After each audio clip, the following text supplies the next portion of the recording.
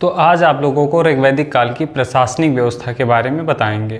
तो जो ऋग्वैदिक काल था उसकी प्रशासनिक व्यवस्था मूल रूप से जन, जो इसको परिवार भी कहते थे, कबीलाई, कबीले के तौर पर, एक परिवार के तौर पर समाज पर आधारित थी, यानी कबीलाई या जन पर आधारित थी ऋग्वैदिक काल की प्रशासनिक व्यवस्था, जिसमें राजा की भूमिका जो थी वो सीमित थी।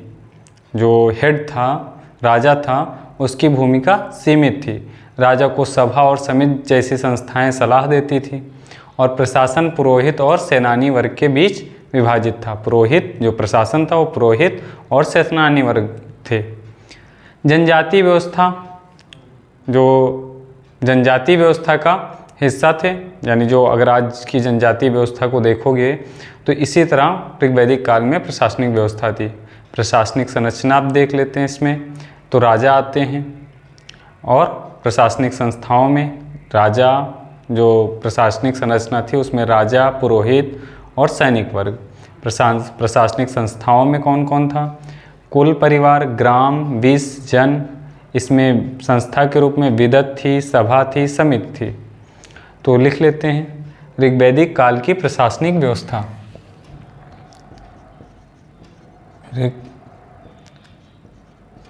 ऋग्वैदिक काल की प्रशासनिक व्यवस्था। ऋग्वैदिक काल की प्रशासनिक व्यवस्था।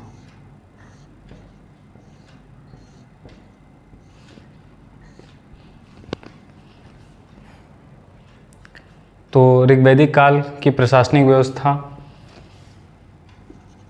इस काल की प्रशासनिक जो पृष्ठभूमि है, प्रशासनिक व्यवस्था, इस काल की प्रशासनिक व्यवस्था मूल रूप से जन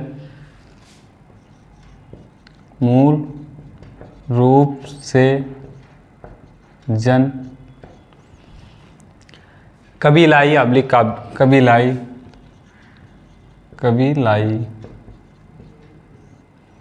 जन कबीलाई समाज पर आधारित थी। समाज पर आधारित थी।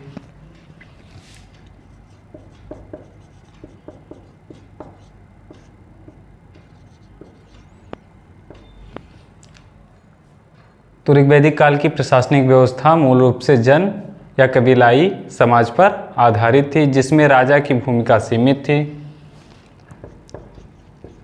जिसमें राजा की भूमिका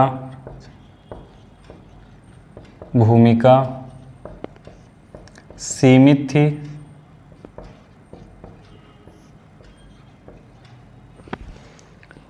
जिससे उत्तर वैदिक काल में राजा की भूमिका प्रमुख हो गई, वही सर्वे सर्वा हो गया। लेकिन तब राजा की भूमिका सीमित थी। राजा को सभा और समिति जैसी संस्थाएं सलाह देती थी, उसके अकॉर्डिंग उसमें राजा कार्य करता था। या राजा जो था उसको हटाने का भी प्रावधान था, वंशानुगत नहीं होता था, उसको हटाया जा सकता था। तो राजा को सभा और समिति जैसी संस्थाएं सलाह देती थी। राजा को सभा और समिति जैसी संस्थाएं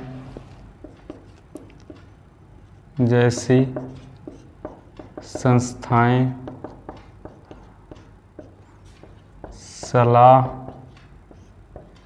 देती थी।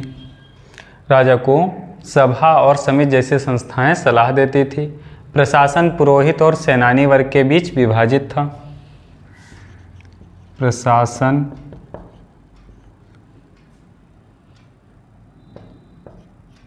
पुरोहित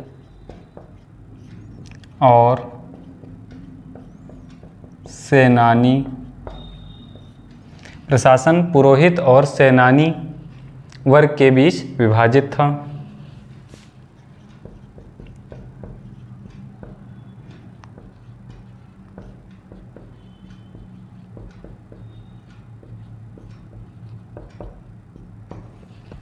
यानी प्रशासन को कौन देखता था? पुरोहित और सेनानी जो होते थे, जो जनजाति व्यवस्था का हिस्सा थे, जो जनजाति व्यवस्था का हिस्सा थे। जनजातियों में भी उनके खुद के पुरोहित होते हैं और उनके सेनानी होते हैं, जो झगड़ा लड़ाई वो जो आपस में होता है उसको देखते हैं। अब देखते हैं प्रशासनिक संरचना क्या थी। तो ये हो गई पृष्ठभूमि। प्रशासनिक संरचना, तो प्रशासनिक संरचना में राजा वंशानुगत होता था, परंतु जनता उसे हटा सकती थी।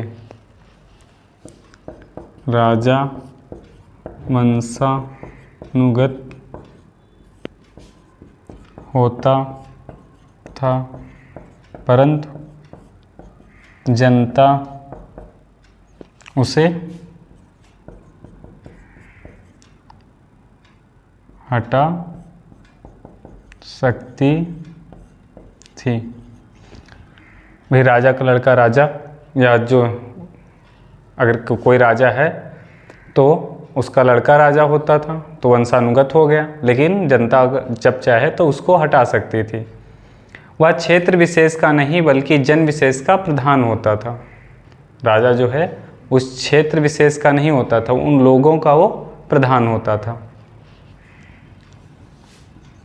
वह क्षेत्र विशेष का नहीं बल्कि जन का प्रधान होता था। यानी क्षेत्र, अब राजा जो होते थे उस क्षेत्र के मालिक होते थे, लेकिन वो जन, उस कबीले का वो प्रधान होता था। ऋग्वैदिक काल में उस कबीले का प्रधान होता था। राजा का प्रशासनिक सहयोग कौन करता था? तो राजा का प्रशासनिक सहयोग, राजा का प्रशासनिक सहयोग पुरोहित, राजा का प्रशासनिक सहयोग पुरोहित एवं सेनानी आदि, पुरोहित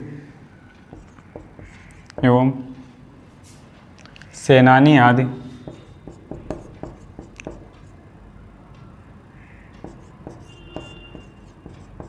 आदि 12 रत्निन करते थे।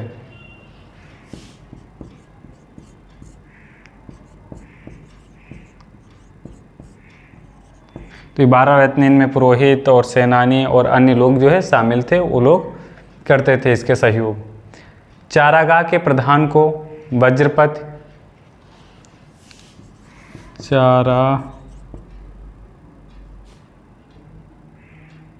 इसको यहाँ पे साथ में लिखो, यहाँ पे स्टार बना के या डैश।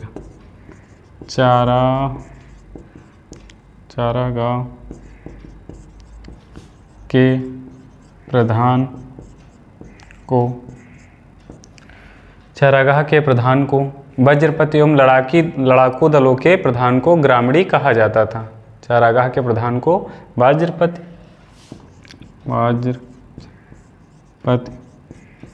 व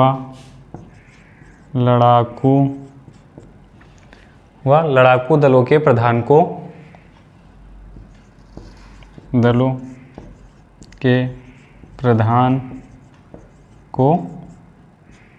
लड़ाकू दलों के जो लड़ाकू सेना में भाग लेते थे, लड़ने जाते थे, उनके प्रधान को ग्रामणी कहा जाता था। ग्रामणी कहा जाता था। राजा युद्ध का नेतृत्व करता था, उसे कर वसूलने का अधिकार नहीं था। जनता द्वारा स्वेच्छा से जो उसको कर दिया जाता था उसका खर्च चलता था, उससे उसका खर्च चलता था। तो लिख लेते हैं, राजा युद्ध का नेतृत्व करता था। राजा युद्ध का नेतृत्व करता था, उसे कर वसूलने का अधिकार नहीं था, उसे कर वसूलने का अधिकार नहीं था। यानी राजा की भूमिका, जैसे कोई दल है उसमें जो मुखिया होता है वो साथ में लड़ने भी जाता है, डाकुओं को ले लो तो उसमें जो प्रमुख होता है, मूवी में आप पिक्चरों में देखा होगा, तो जो उसमें प्रमुख होता है वो भी साथ में जाता है और उसका बस उसका प्रभुत्व होता था थोड़ा, उसके लोग बात मानते थे और वो निर्णय थोड़े बहुत लेता था सबके सहयोग से, और साथ साथ में उसको कुछ खर्च जो सब लोग अपने हिस्सेदारी से थोड़ा ज़्यादा देते थे क्योंकि वो मुखिया है। तो राजा युद्ध का नेतृत्व करता था, उसे कर वसूलने का अधिकार नहीं था। जनता द्वारा स्वेच्छा से दिए गए भाग से, जनता द्वारा स्वेच्छा से दिए गए, स्वेच्छा से दिए गए भाग से जो जनता द्वारा हिस्सा दिया जाता था उससे उसका खर्च चलता था, भाग से उसका खर्च चलता था। अब प्रशासनिक संस्थाएं देख लेते हैं। प्रशासनिक संस्थाएं, तो प्रशासनिक संस्था में आप एक ग्राफ बना लें। कुल परिवार, पहले सबसे छोटी इकाई क्या थी, कुल कहते थे परिवार, फिर उसके बाद ग्राम,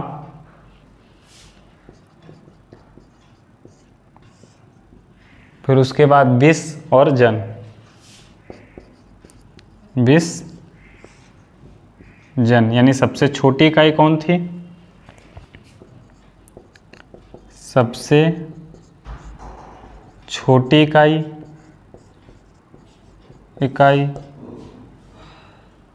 कुल या परिवार थी,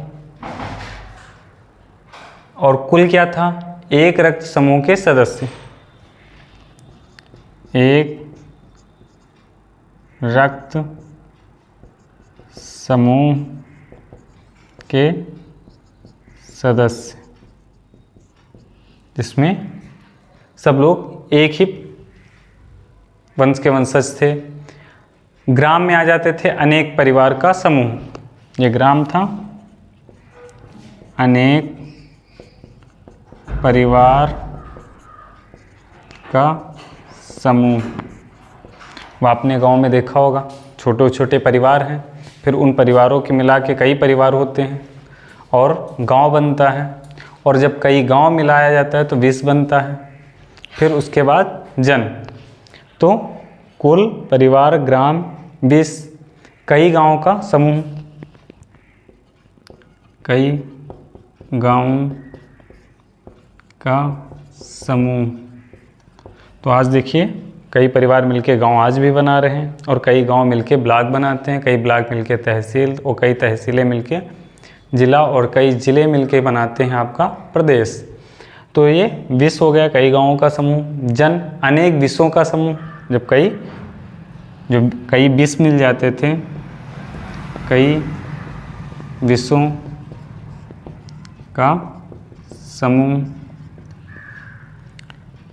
जन जो थी सबसे बड़ी इकाई थी, सबसे बड़ी इकाई। अब जो कुल था, परिवार था, उसके मुखिया को क्या कहते थे, तो यहाँ पे लिख लेते हैं प्रमुख।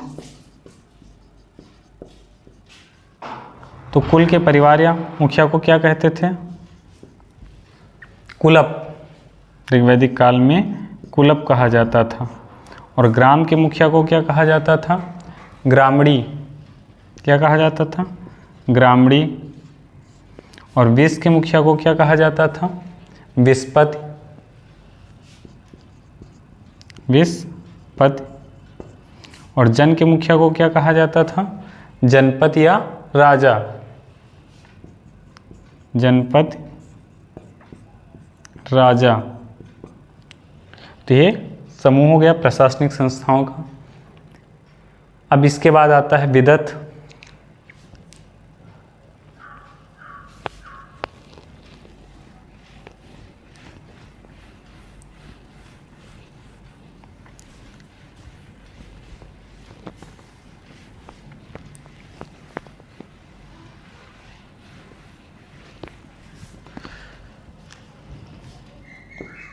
प्रमुख। तो एक बार इसको फिर से देख लेते हैं। कुलप, तो कुल परिवार सबसे छोटी इकाई थी, उसके बाद ग्राम, कई परिवार मिलकर गांव बनाते थे, कई गांव मिलकर विष बनाते थे और कई विष मिलकर जन बनते थे। परिवार जो है, कुल या परिवार सबसे छोटी इकाई थी और सबसे बड़ी इकाई जन थी। अब इसमें कुल का मुखिया जो होता था उसे कुलप कहते थे, ग्राम के मुखिया को ग्रामणी कहते थे और विष के मुखिया को विस्पत कहते थे और जन के मुखिया को जनपद या राजा कहा जाता था।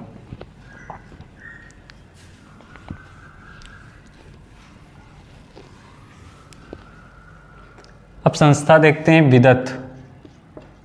विदत, तो ऋग्वैदिक काल में विदत का प्रचलन अधिक था और विदत को विशिष्ट संस्था के रूप में यानी प्रमुख संस्था के रूप में माना जाता था। ऋग्वैदिक काल में विदत का प्रचलन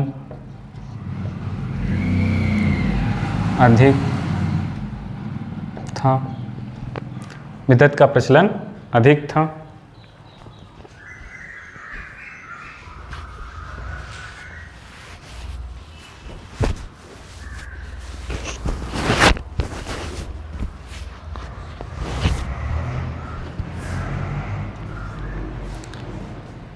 ऋग्वैदिक काल में विदत का प्रचलन अधिक था। विदत को विशिष्ट संस्था के रूप में, विदत को विशिष्ट संस्था, विशिष्ट संस्था के रूप में माना जाता था। यानी विदत प्रमुख संस्था थी ऋग्वैदिक काल में। ऋग्वेद में 122 बार या इसका उल्लेख मिलता है विदत का। विदत का ऋग्वेद में 122 बार उल्लेख किया गया है। यस, विदत शब्द का प्रयोग किया गया है। इसमें वृद्ध और विद्वानों की सहभागिता होती थी। किनकी? जो विद्वान होते थे लेकिन थोड़ा बुजुर्ग, जिनके पास ज़्यादा ज्ञान होता था, तो इसमें वृद्धों और विद्वानों की सहभागिता होती थी। इसमें वृद्धों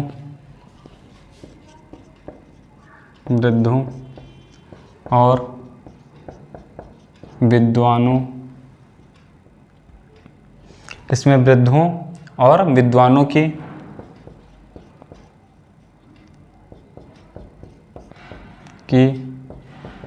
सहभागिता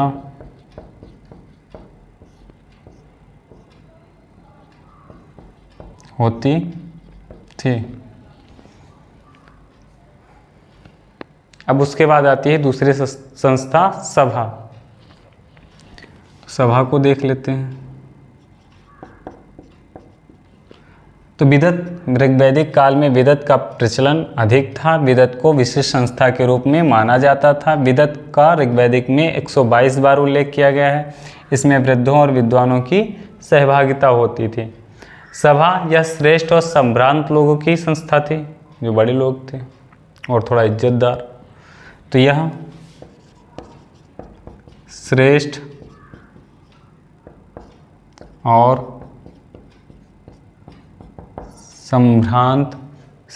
संभ्रांत लोगों की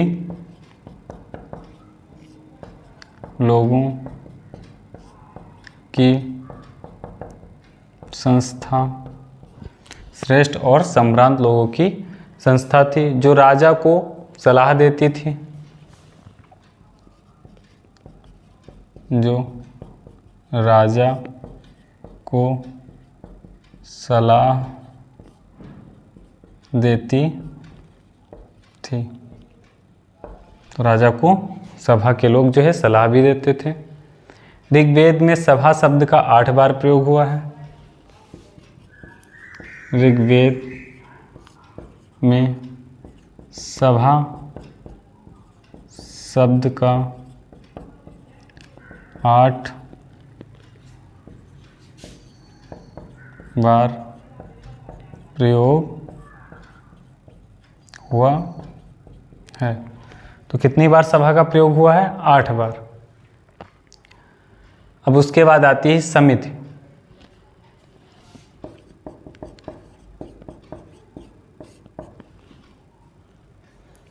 तो यह सामान्य जनता का प्रतिनिधित्व करने वाली संस्था थी। जो समिति थी, इसमें सामान्य जनता के लोग होते, यानी सामान्य लोग होते थे। इसका उल्लेख ऋग्वेद में 9 बार हुआ है। वेदों में राजा को समिति में सहयोग करने को बताया गया है। जो वेद हैं उसमें राजा को समिति से सहयोग करने को बताया गया है। तो लिख लेते हैं, यह समिति जो है यह सामान्य जनता का प्रतिनिधित्व करती थी। यह सामान्य जनता का प्रतिनिधित्व करती थी। यह सामान्य जनता का प्रतिनिधित्व करती थी या करने वाली संस्था थी। इसका उल्लेख ऋग्वेद में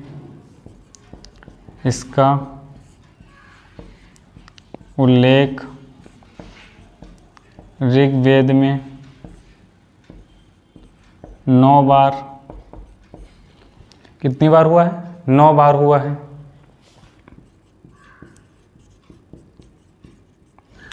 इसका उल्लेख ऋग्वेद में 9 बार हुआ है। वेदों में राजा को समिति से सहयोग, वेदों में राजा को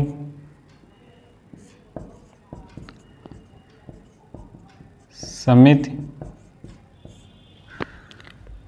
से सहयोग करने को बताया गया है। समिति से सहयोग करने की बात कही गई है।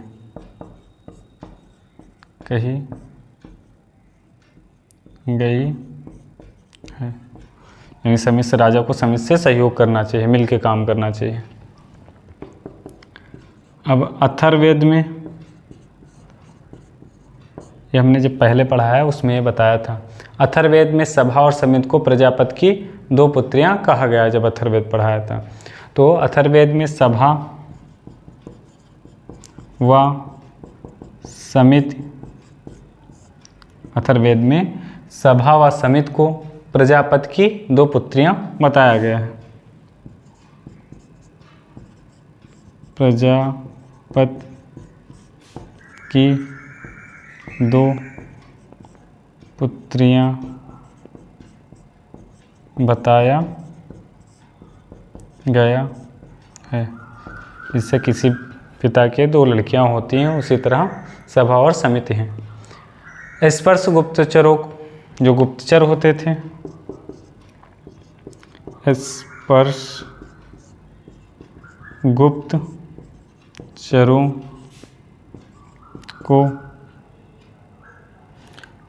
गुप्तचरों को और तो स्पर्श गुप्तचरों को क्या कहा गया है? स्पर्श और पुरुष या पुरुप दुर्गपति को कहा जाता था। पुरुप